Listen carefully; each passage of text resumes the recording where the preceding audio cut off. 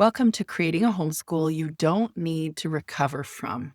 This will be a reflective, restorative session for the overwhelmed homeschool mom. Before we dig in, I want to name something right from the beginning. You don't want to create a homeschool you need to recover from. That's why you're here. And yet, so many of us do that without even realizing it. So if you're tired, overstimulated, or constantly carrying the emotional load of everyone in your home, which usually covers most homeschool moms, I want you to know you're not doing anything wrong. You're just holding far more than you were ever meant to hold. So today we're going to slow down, get honest about what's really happening underneath the overwhelm, and look at how you can rebuild a homeschool life that feels lighter and calmer and more aligned with who you actually are. If you are overwhelmed, anxious, losing yourself, or wondering why homeschooling feels heavier than expected, this session is for you. Here's what I know from listening to homeschool moms for years. You didn't choose homeschooling so you could feel exhausted, or feel guilty that you weren't doing enough, or like you're failing every day. You chose it for freedom, to connect with your kids, to live a purposeful life. You wanted to give your kids freedom, but somewhere along the way, you lost your own. That's why so many moms tell me that the same dream that felt exciting now feels heavy. They're juggling expectations, sometimes their own, often their own, sometimes others. They're juggling emotions, their kids, themselves, all the important people in their lives. They're comparing, and they're not addressing their needs, but they are addressing everyone else's needs. And somewhere in all of that, you lost touch with what you wanted your homeschool to feel like. I'm Teresa Wiedrick, a graduated homeschool mom turned certified life coach. I work with women who carry the invisible emotional load, especially homeschool moms, and I help them come back to themselves so they can lead their home and their homeschools with confidence, clarity, and grounded purpose. Your homeschool is not just the kids in your family and a curriculum or method choice.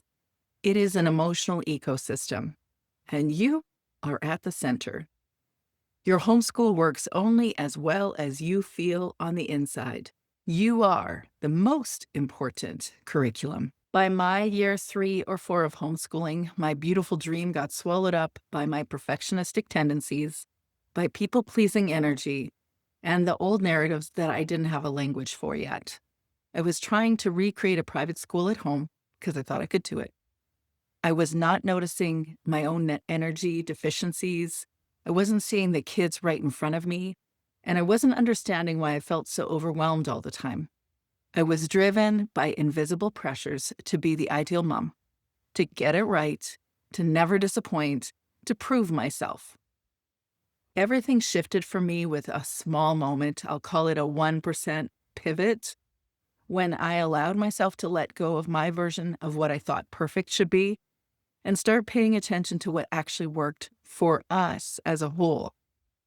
That tiny shift opened the door to more peace and presence and connection and more trust in myself.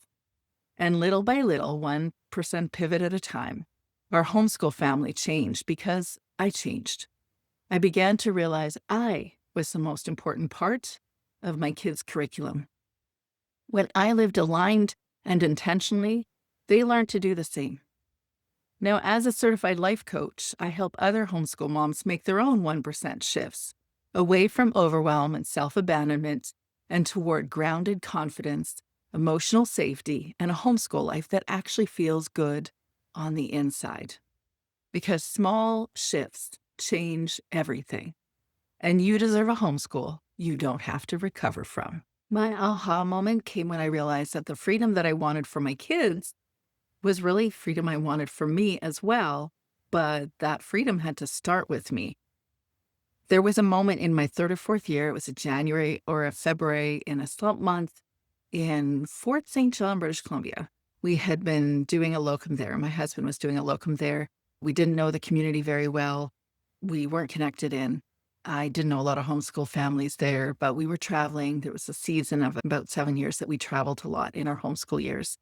And I remember feeling when I woke up that there was just a hazy, foggy kind of morning. One of those days where you wake up and you're like, I'm not into this today.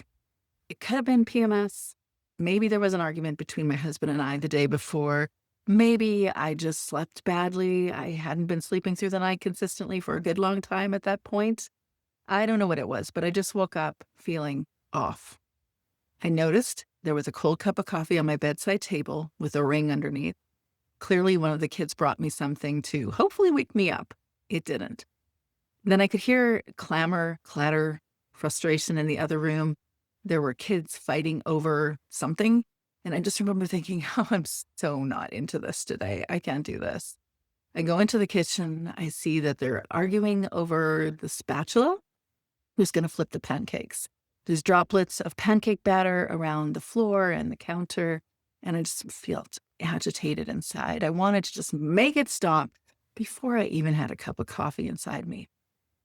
And somehow I collected myself, I collected the kids, and things were okay for the next few minutes. Then we moved in from breakfast. We moved to the family room, sat down with the basket of activities that we normally did for morning, and grabbed the read aloud book. The kids are sitting down, two of them playing at my feet with Legos, two of them fighting over the seat beside me. And all I can remember thinking is, no. Except what I really noticed was somebody was yelling and it was intense. And then I realized it was me. I turned on my heels to leave, to gather myself, or to just be that in another room. And so I went to another room, tried to connect with my husband who was working at the time. Then I tried to connect with my friend. And by the end of our conversation, she said, have you considered watching this TEDx talk? This TEDx talk has gone viral, she said. This woman is talking about some really interesting things. And so I decided to sit down and watch that right then. Brene Brown in her big, chunky shoes and her beautiful blonde coif, a jean jacket. I don't remember exactly what it was she said that really shifted something in me, but I remember her talking about being vulnerable, accepting our shame stories, really noticing what we needed, and really coming back to ourselves. And I remember thinking, I have no idea who I am. All I know is I have stuff to do. And the emotional needs of what's going on in my home, it's too much for me. But by the end of that Brené Brown TEDx talk, it opened something for me, my 1% pivot toward understanding that there is something inside of me that I need to accept and acknowledge.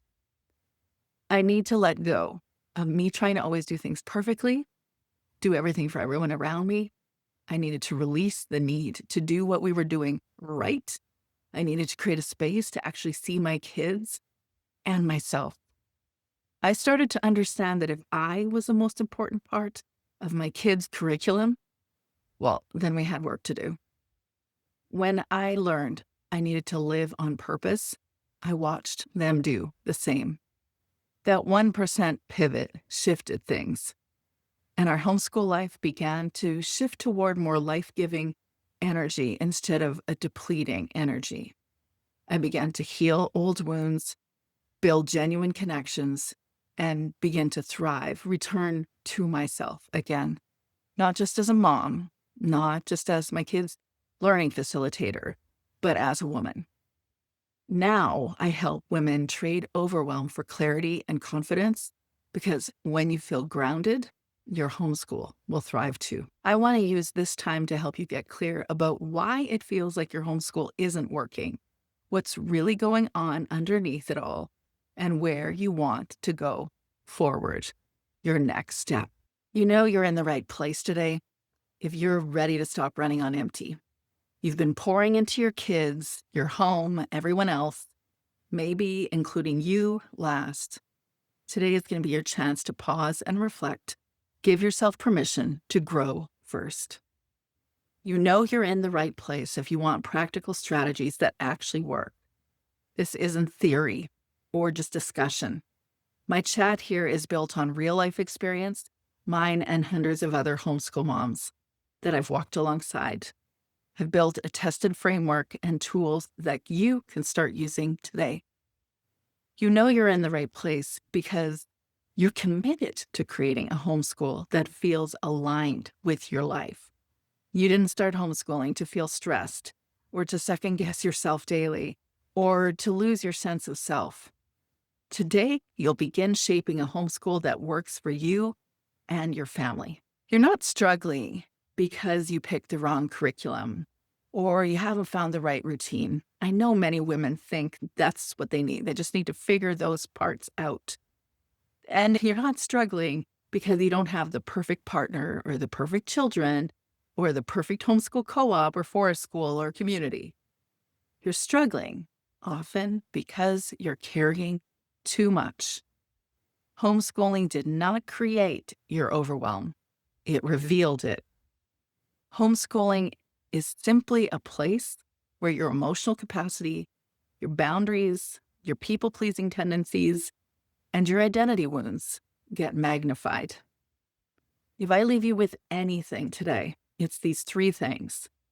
Every peaceful homeschool begins with a regulated woman. Your kids don't need a perfect mom. They need a grounded one. And you are your child's most important curriculum. Small shifts can make a really big change. Your inner world shapes your homeschool experience. I work with women through their 1% shifts, the tiniest pivots that create huge emotional space for themselves. This is the heart of my 12-day self-care challenge. It's all about learning how to return to yourself. Slowly, gently return to yourself. Moms secretly tell me this, and I don't hear this all the time on socials, Instagram and Facebook and TikTok and Pinterest. You don't hear this, but I hear it in one-on-one coaching. I'm overwhelmed because I'm holding everyone's emotions, or I'm overwhelmed by my expectations, my unrealistic expectations, or maybe it's my mother-in-law's opinions or my husband's hopes for my kids. Sometimes, especially toward the end of their homeschool journey, they feel like they've lost themselves in the whole homeschool process, or they feel bored by homeschooling. Certainly, they're taking on so much, the invisible load of motherhood, that often I hear I don't even know what is mine to be worried about or concerned about, and what's just outside pressure because it all feels necessary. But the real goal, your real goal, is to live your life on purpose, to fully engage your children while you're present with them, and pursue your personal growth journey, this journey that you've been invited on, whether you choose it or not, whether you knew you were going to be on it or not. The minute someone says it out loud, that the real goal is to show up with presence and capacity, that's when they start feeling less shame.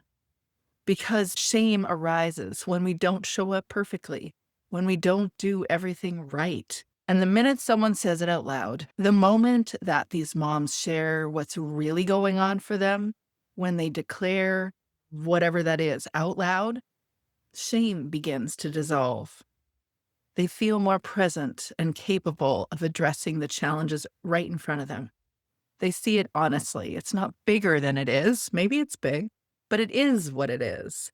And because they've been invited to this personal growth journey, we get to do something about it. We get to be real with ourselves and address the challenges right in front of us.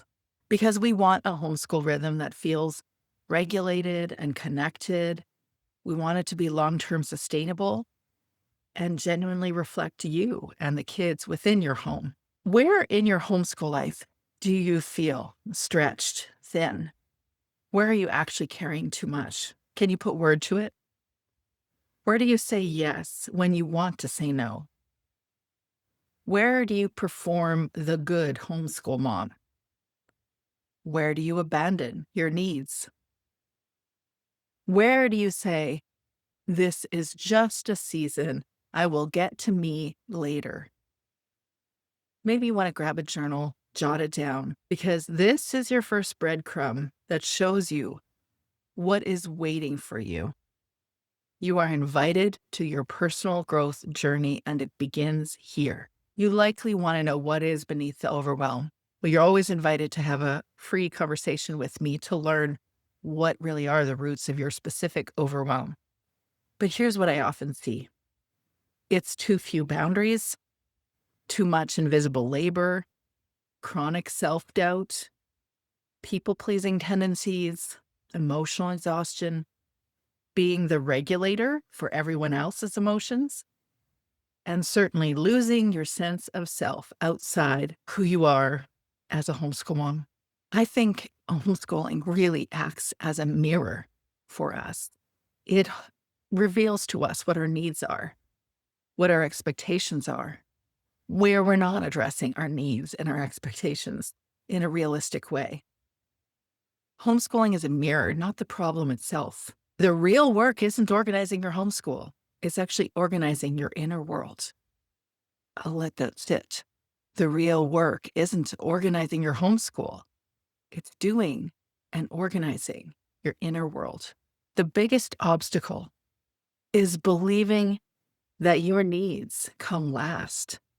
That's the thing I find most challenging to engage with women who aren't ready for coaching, is to help them see that if you want to do this long-term, sustainable homeschool life in a satisfying way, you need to first acknowledge that your needs matter too. But we've internalized all these beliefs about what a good mom is or a good homeschool mom.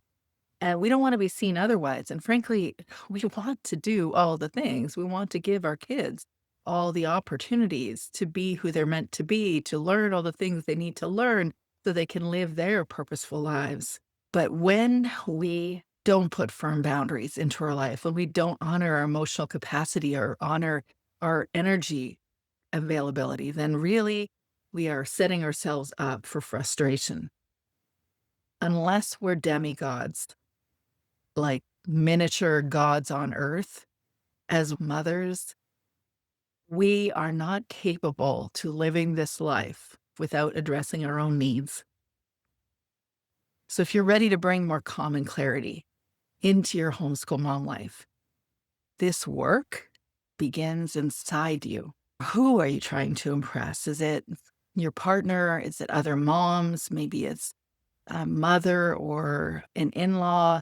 Maybe it's yourself, trying to prove to yourself that you are capable of performing this motherhood thing well, that you can do this home education thing well.